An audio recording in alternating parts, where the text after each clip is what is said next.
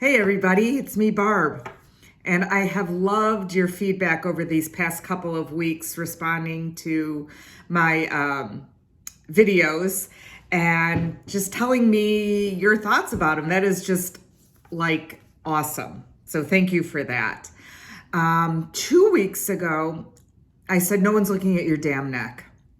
And I realized I couldn't think of a single man I know of, but many women. And remember, at one point, I also did sell some men's jewelry. But even women, starting with my mother, who would do, like this or like this in the mirror. And she'd like lament her wrinkles. And I said, with great wisdom comes great wrinkles. The next thing I talked about last week was society and like, who is this society? And why would we let society dictate the things that we do when we don't even know who society is? And if we do what society says, like, society never acknowledges whether we got it right or not. You know why? Because it's all from the inside. And we know that. We say it's as if we're powerless over society, but the truth really is all of the power is within us. Just like Dorothy had the power the whole time to realize there was no place like home, and she could have gone home anytime. Of course, she had to wake up from the dream and the terrifying monkeys, but we won't talk about that right now. What I've been thinking about and what I was telling you about last week was, so what role does this unknown society play in the lives of men? Because the men aren't worrying about their necks from what I can tell. And I don't know that many men who struggle super a lot, feeling less than because of their weight. But what I do think could be true is that for as much as women obsess about their appearance, if they allow society to dictate that to them, men obsess about money. And what I'm hearing from many men is sort of a feeling of less than because of society's pressure on wages and being a wage earner. And I want you to indulge me for a little bit in this thought.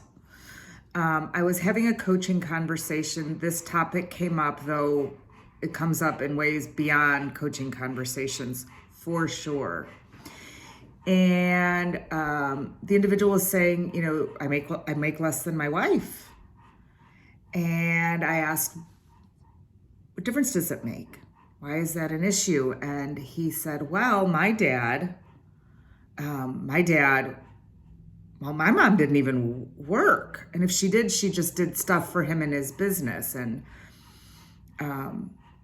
my dad was the primary wage earner. And in my family, my wife is. And I think I've had this conversation, I don't even know how many times, many, many times. And I wonder, like, remember the society of our parents. And so our parents, I'm 60, so my parents.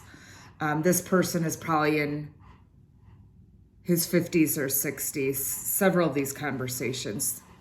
And I think, well, of course your father made more than your mother. Your mother probably didn't even work.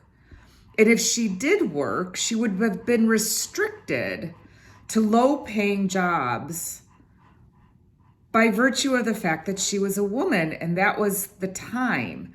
So even if your father had been a ditch digger, I don't know what they make. They probably make a ton of money.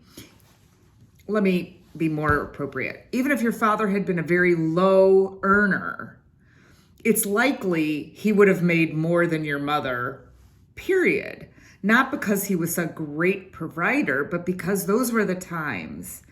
And where we are today is everyone pretty much can do anything. And that means that if it is one person's inclination to be a high wage earner, and that's their skill set and that's what they do, and the other makes less, why then the tables turn.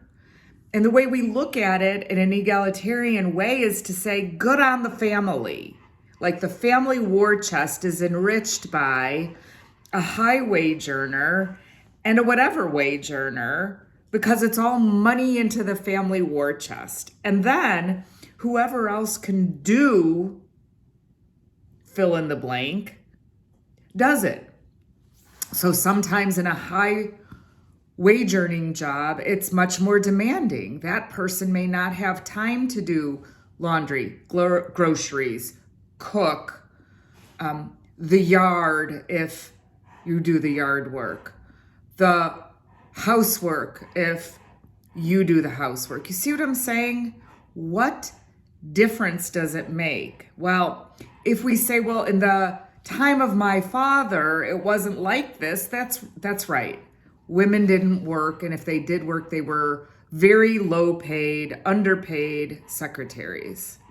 So I just wonder, for all the men who are on this email list, if it isn't money that's your thing that society dictates and you blindly might accept, as I've said so here, what is your thing? What's your hang up where you've accepted some outside influence telling you something that you don't need to accept? What's the thing for you? That's what I want to know. And then I'll see you next week right here at Unstuck Coaching. Ciao for now.